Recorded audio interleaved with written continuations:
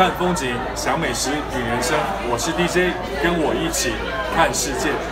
大家好，今天下午呢3点钟的时间，我们来到一个船上的餐厅，已经有很多的游客在这边，大家都到这里来吃点东西。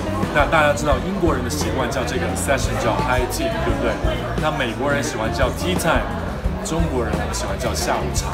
下午茶必须要有喝的，对不对？必须要有茶。在国外呢，有很多不同的这个茶包，不同种类。然后首先 Orange、Lemon、Mint、Earl Grey， 什么茶的种类都有，什么味道都有。仔细看看，这下面是 decaffeinated 低咖啡因的一种茶。想喝一点温和暖胃的朋友，可以选择 Hot Cocoa， 也就是 Hot Chocolate 热巧克力。当然不能少的是 Coffee， 对不对？也分 Regular Coffee 和 Decaffeinated Coffee。喜欢用这个 Milk 兑成这个 Milk Tea。很多朋友喜欢加糖，糖有这么多不同的颜色和种类，我怎么去分辨它呢？这种糖就是 regular 的 white sugar， 是白糖 ，brown color 颜色的，那它是红糖。其实用这种糖会比白糖稍微健康一些，它们是 low calorie 的 sweetener， 其实它是低糖。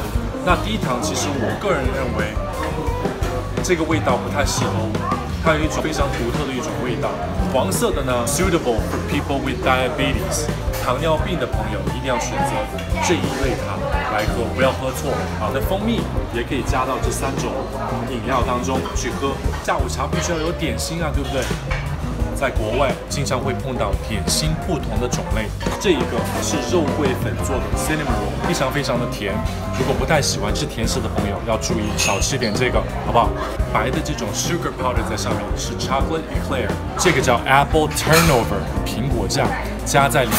这一个是 chocolate croissant regular croissant chocolate chip scone， 酥软软脆脆的，非常好吃。My personal favorite。就是 cookies， 'cause I'm a cookie monster。